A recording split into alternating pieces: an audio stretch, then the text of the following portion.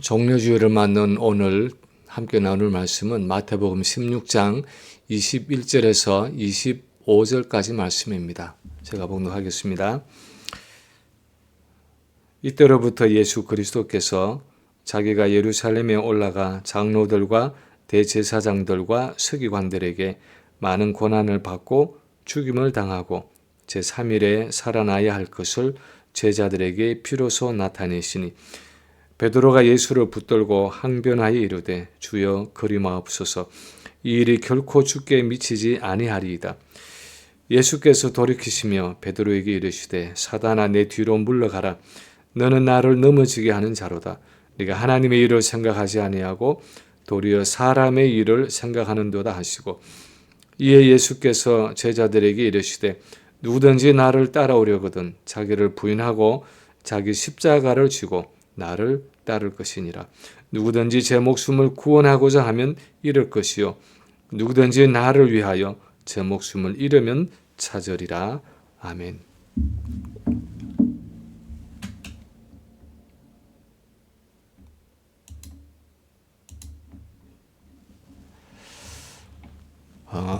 오늘날 이 기술 문명이 무섭게 발전되어져 가는 모습을 보면서 과연 현대 문명은 무엇을 향해 가고 있는가 하는 생각을 할 때가 있습니다. 특히 4차 산업혁명이라고 부르는 인공지능이나 로봇의 개발이 전에 없이 급속도로 진행되는 것을 보면서 무엇을 위해서 이렇게 서로 앞을 다투어 신기술을 개발하려고 애를 쓰고 있나 생각을 해보면 결국 모든 것이 인간의 편리함에 초점을 맞추고 있다는 생각이 듭니다. 좀 더 편리하고 좀 더 고난을 줄이고 좀 더 고생하지 않고 살아가는 것, 그것이 현대 문명이 추구하는 방향이고 대부분의 사람들이 생각하고 있는 행복이라는 것입니다. 그런데 고생하지 않는 삶을 행복이라고 생각하는 이 시대의 흐름과는 달리 성경은 우리 인간은, 특히 우리 그리스도인은 고난을 통해 하나님의 뜻에 맞는 사람이 되어가고 고난을 통해 하나님의 나라를 세워갈 수 있다고 말씀하고 있습니다. 조금이라도 고생을 하지 않으려고 하고 고난을 경험하지 않으려고 하는 세상의 사조와 성도는 고난을 통해 거룩하게 되고 그리스도의 영광에 동참한다는 성경의 가치관은 날이 갈수록 그 간격이 벌어지고 있는 것을 발견합니다. 오늘 본문도 자세히 살펴보면 이런 두 가치관의 충돌이라는 배경 속에서 주어진 말씀입니다. 오늘 본문 21절을 보면 이때로부터 하고 시작을 하고 있는데, 이때라는 것은 언제를 말하는 것입니까? 주는 그리스도시요 살아계신 하나님의 아들이십니다 하는 베드로의 신앙 고백을 듣고 예수님이 그 신앙 고백 위에 교회를 세우겠다 말씀하신 그때로부터입니다. 이때부터 예수님은 자기가 예루살렘에 올라가서 장로들과 대제사장들과 서기관들에게 많은 고난을 받고 죽임을 당하고 제3일에 살아나야 할 것을 제자들에게 말씀하기 시작했습니다. 물론 그 전에도 예수님은 자신의 십자가 죽음을 간간히 암시하신 적이 있었습니다. 그렇지만 이렇게 분명하고 확실하게 예루살렘에서 종교 지도자들의 손에 잡혀서 고난을 당하고 죽게 될 것이라고 말씀하신 것은 이번이 처음이었습니다. 예수님의 말씀은 그분이 이제 교회를 어떻게 세워가실 것인지에 대해서 말씀하신 것이었습니다. 교회라는 어떤 조직이 아니라 교회 공동체를 구성하는 그 사람들을, 자신의 몸이 되는 이 성도들을 어떻게 세워가시는지에 대해서 말씀하신 것입니다. 그것은 고난을 통해서였습니다. 더 구체적으로는 십자가의 고난을 통해서였습니다. 그래서 교회의 머리가 되시는 주님도 그랬지만 그리스도의 몸이 되는 교회도 영적으로 건강하고 이 세상에서 그 사명을 감당하기 위해서는 반드시 고난과 죽음을 통과해야 한다 하는 사실을 제자들이 알기를 원하셨습니다.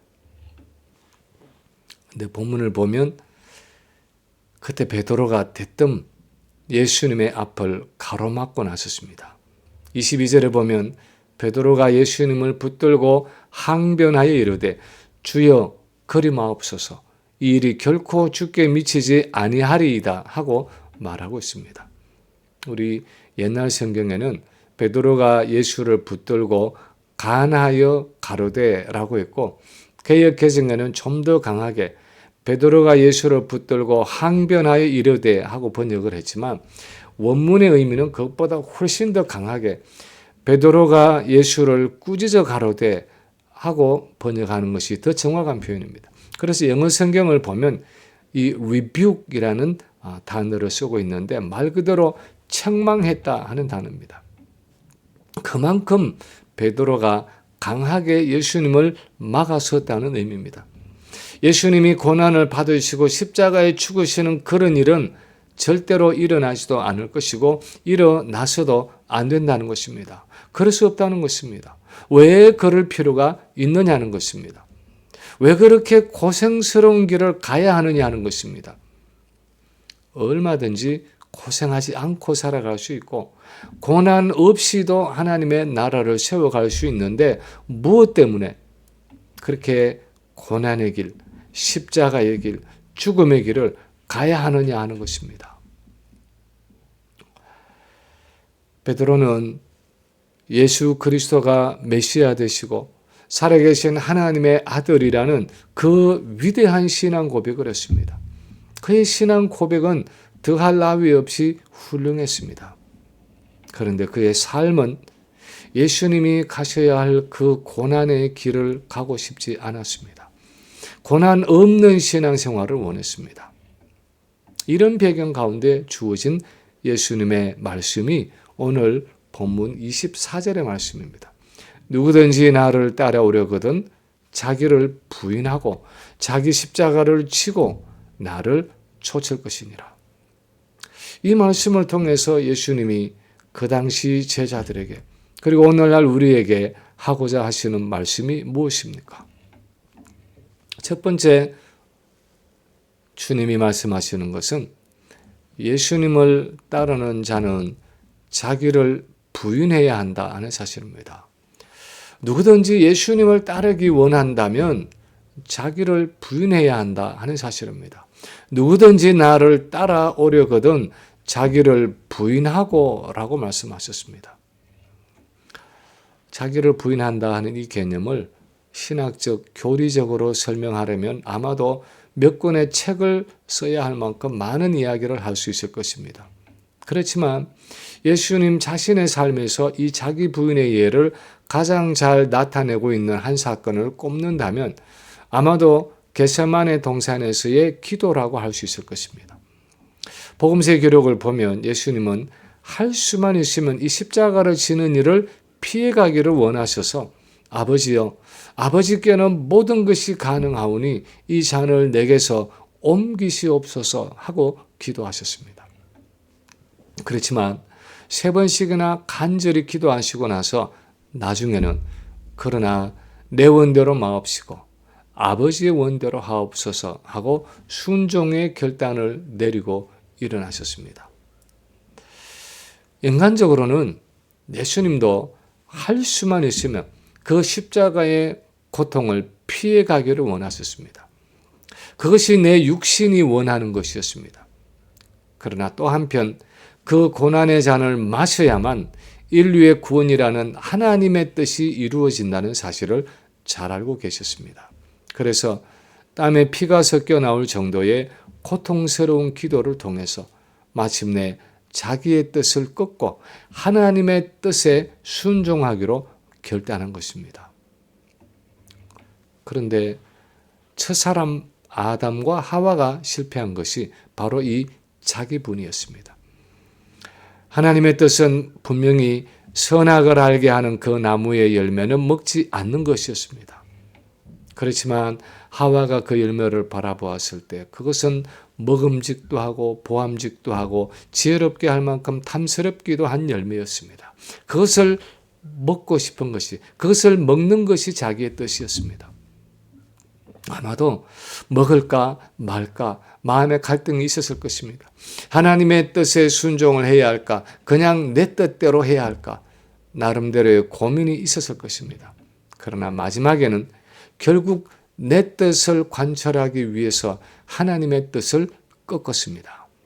그리고는 손을 내밀어 그 나무 실과를 따먹고 남편에게도 주었습니다. 그것이 인류의 첫 범죄였습니다. 그리고 그것이 인류의 지속적인 죄의 성향이었습니다. 끊임없이 내중심적으로 생각하고 내 유익을 생각하고 내 뜻을 관철시키고자 하는 그 자기중심성이 바로 우리 모든 죄의 뿌리에 있습니다. 그런데 둘째 아담 예수 그리스도가 오셔서 하신 일은 그 첫 아담이 하지 못한 자기 부인을 손수 이루신 것이었습니다. 그래서 십자가의 죽음 앞에서도 자기 뜻을 꺾고 아버지의 뜻을 선택하신 것입니다. 십자가 위에서 자아를 죽인 것입니다. 그리고 그를 따르는 모든 자들이 바로 그분이 가신 길, 즉 자기 부인의 길을 가야 한다는 것입니다. 왜냐하면 우리의 자아도 그분의 십자가 위에서 함께 죽었기 때문입니다. 갈라디아서 5장 24절에 보면 그리스도 예수의 사람들은 육체와 함께 그 정욕과 탐심을 십자가에 못 박았느니라 하고 말씀하고 있습니다. 오늘날 인류가 가진 가장 큰 문제가 무엇입니까? 아니, 인류까지 가지 않더라도 우리가 가진 가장 큰 문제가 무엇입니까? 건강이 좋지 않다는 것입니까? 경제적으로 어렵다는 것입니까? 부부관계가 힘들다는 것입니까? 자녀들의 일이 잘 안 풀린다는 것입니까? 도대체 우리가 가진 가장 큰 문제가 무엇입니까? G.K. 체스터턴은 영국의 작가이고 신학자였습니다. 그런데 1900년도 초에 당시 영국은 산업혁명 이후에 사회적, 경제적, 도덕적 변화로 인한 아주 혼란스러운 시기를 통과하고 있었습니다. 제국주의와 빈부의 격차와 과학과 종교의 갈등, 도덕적 상대주의 등 다양한 문제가 대두되어 있었습니다. 이때 영국의 런던 타임스가 당시의 저명한 지식인들과 작가들에게 공개적인 설문지를 돌렸습니다. 이 세상은 무엇이 문제인가? 이 세상은 무엇이 문제인가? 이 질문에 대해서 답변자는 사회, 정치, 경제, 도덕, 종교 등 다양한 관점에서 그 문제를 분석할 수 있었습니다. 아마도 당시에 다른 사람들은 제도적인 문제나 이념적인 갈등이나 과학과 종교의 충돌 등을 지적했을 가능성이 많습니다. 그런데 이 G.K. 체스터턴은 이렇게 답했다고 합니다. Dear Sir, I am. 친애하는 편집자님, 바로 나입니다. 내가 바로 문제입니다. 하고 답을 써서 보냈습니다. 이 답변은 역사상 가장 짧고 강렬한 응답 중에 하나로 평가되었는데 그 핵심은 세상의 문제를 외부에서 찾으려 하지 말고 먼저 자기 자신에게서 찾아야 한다는 것입니다. 체스터턴은 세상의 모든 문제는 궁극적으로 인간의 죄성에서 비롯된다고 보았습니다. 더 구체적으로는 나의 죄성에서 온다는 것입니다.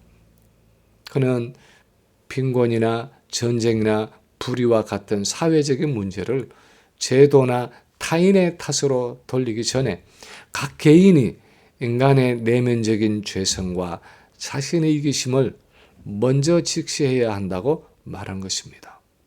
그래서 그는 내 주변을 변화시키려면 먼저 자기 부인, 즉 자신의 욕망과 교만과 그 이기심을 내려놓는 것, 그것이 가장 우선적이라고 보았습니다.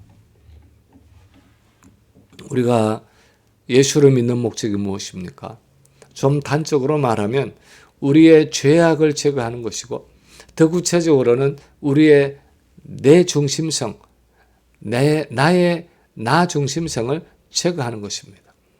하나님을 향해서 그리고 이웃을 향해서 내 자아의 죽음을 실천하는 것입니다. 그래서 우리가 진정으로 주님을 따르기 원한다면 우리 삶의 모든 일에 있어서 끊임없이 매 순간마다 내 뜻대로 마옵시고 아버지의 원대로 하옵소서 하는 그 자기 부인의 길을 가야 한다는 것입니다. 이 자기 부인이 있어야 주님이 말씀하시는 그 다음 단계를 갈 수 있는 것입니다. 두 번째로 오늘 본문에서 주님이 또한 말씀하시는 것은 예수님을 따르기 원한다면 자기 십자가를 져야 한다 하는 사실입니다. 주님을 따르기 위해서는 자기 십자가를 져야 한다는 것입니다. 십자가라는 것은 예수님이 달려 돌아가셨던 형틀로서 인간이 경험할 수 있는 최대의 수치와 모욕과 고난을 상징하는 것이었습니다. 십자가가 얼마나 고통스럽고 잔인한 형틀이었는지 우리는 여러 차례 들어서 잘 알고 있습니다. 그런데 오늘 본문의 특이한 것은 자기 십자가를 지고 나를 쫓으라는 것입니다. 자기 십자가라는 말, 영어로 his own cross 하고 번역하는 이 말이 의미하는 것은 다른 그 누가 대신 져줄 수 없는 나만의 십자가라는 의미입니다. 저는 겟세마네 동산에서 이제 내일이면 인류의 죄를 대속하기 위해서 자신이 못 박혀 죽어야 하는 그 십자가 사건을 앞두고 그날 밤중에 기도하기 위해서 엎드린 예수님의 마음에 어떤 생각이 들었을까 상상해 봅니다. 별별 생각이 다 스쳐갔겠지만 그 중에서도 이 길 말고 좀 다른 길은 없을까? 누가 이 십자가를 대신 좀 져줄 수는 없을까? 나 대신에 다른 누군가가 이 일을 좀 해줄 수는 없을까?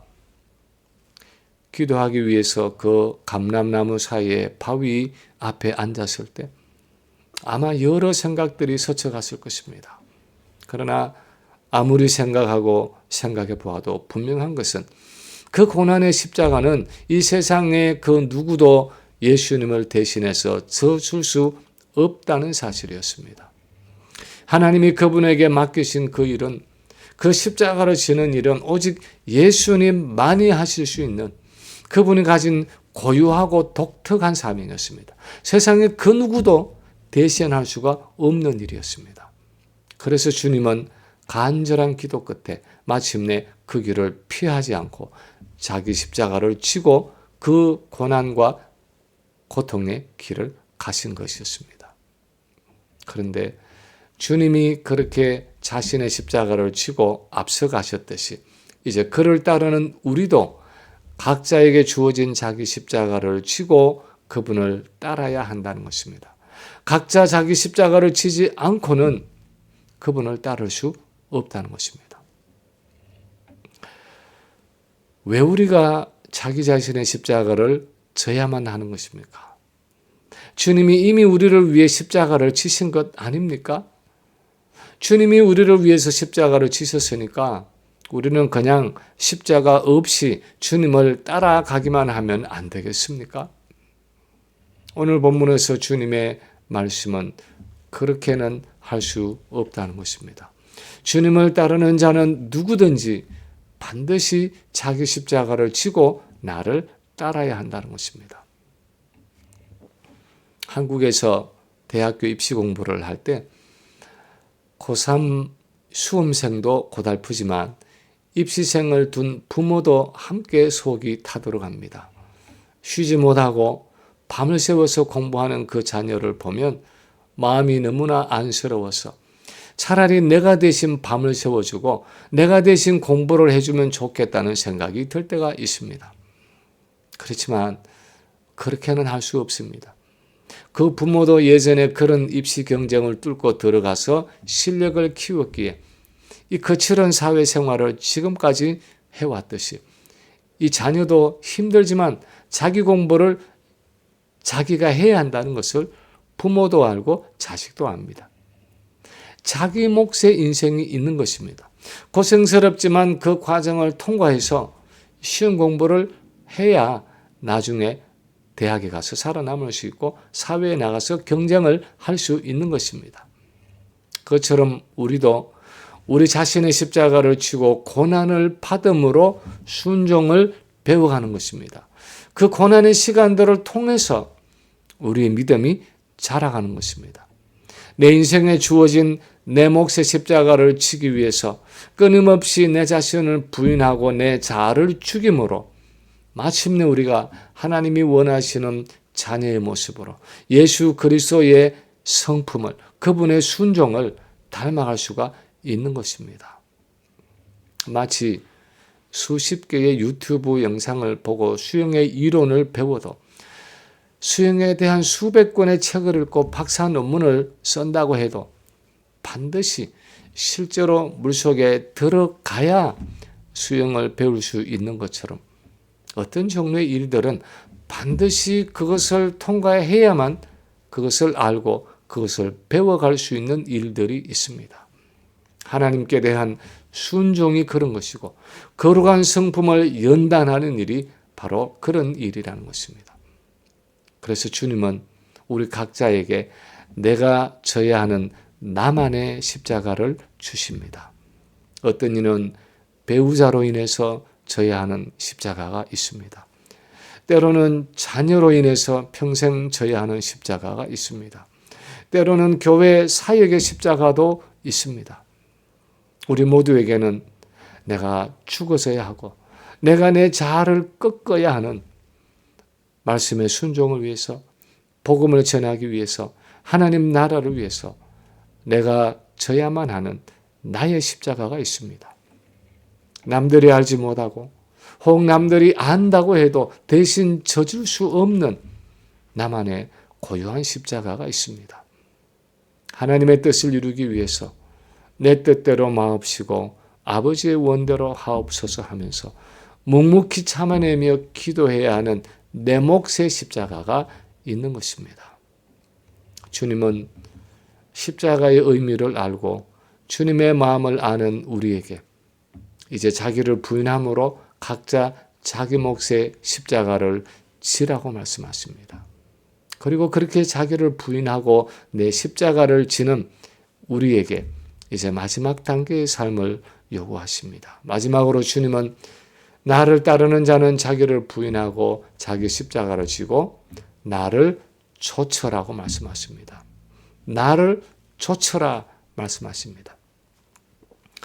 우리 한글 성경의 개역 개정판은 누구든지 나를 따라오려거든 자기를 부인하고 자기 십자가를 지고 나를 따를 것이니라 하면서 둘 다 따르다라는 단어를 쓰고 있지만 실제로 두 단어의 원어는 다른 단어입니다.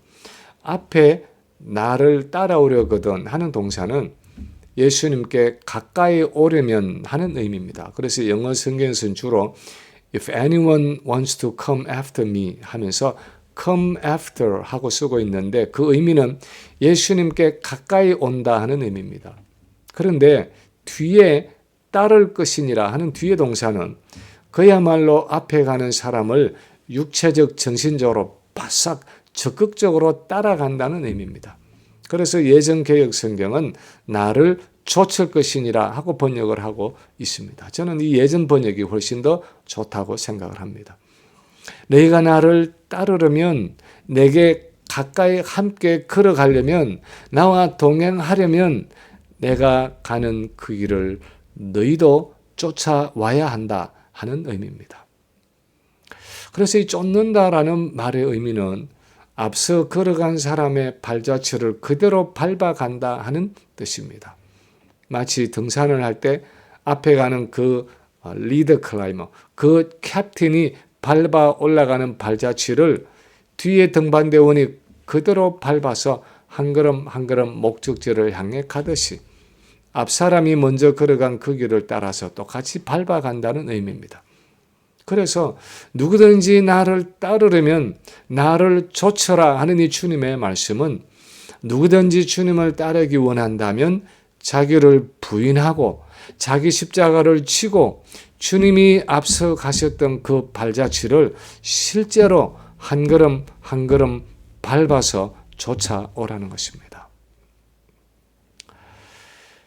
예수님이 지상에 계실 때 가장 많이 책망을 받았던 사람들은 입술로는 주여 주여 하고 믿음을 고백하면서도 실제 몸으로는, 실제 삶으로는 그 주님이 가신 걸음을 좇지 않았던 사람들입니다. 그래서 주님은 마태복음 7장 21절에서 나더러 주여 주여 하는 자마다 다 천국에 들어갈 것이 아니요 다만 하늘에 계신 내 아버지의 뜻대로 행하는 자라야 들어가리라 하고 말씀하셨습니다. 그들은 머리로는 주님이 가셨던 길은 알고 있다고 말하면서도 몸은 그 길을 가지 않는 사람들이었습니다. 입술로는 화려하고 멋들어진 신앙 고백을 하는데 손과 발은 주님을 좇지 않는 사람들이었습니다. 그래서 그들은 천국 문 앞에서 나는 너희를 도무지 알지 못한다 하고 주님이 거절하실 수밖에 없는 헛된 믿음을 가진 사람들이라는 것입니다. 그래서 오늘 본문에서 주님은 너희가 그런 헛된 믿음을 가진 것이 아니라면 자기를 부인하고 자기 십자가를 지고 나를 좇으라고 말씀하십니다.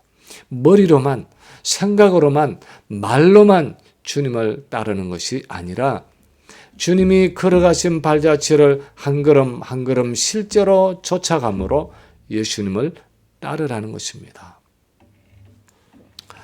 예수님을 안다고 말하면서도 예수님을 믿는다고 고백하면서도 주님을 따르지 못한 사람들이 있었습니다. 예를 들어서 마태복음 19장에 보면 어떤 부자 청년의 이야기가 나옵니다. 이 청년은 예수님이 영생을 주시는 분이라는 사실을 알았습니다. 그래서 선생님이요, 내가 무슨 일을 하여야, 무슨 선한 일을 해야 영생을 얻으리까 하고 묻고 있습니다. 이 청년은 어려서부터 착실하게 계명을 지키는 경건한 삶을 살았습니다. 예수님이 계명대로 나열하실 때 이 모든 것을 내가 지켜사온데 내가 아직도 무엇이 부족하니까 하고 말하고 있습니다.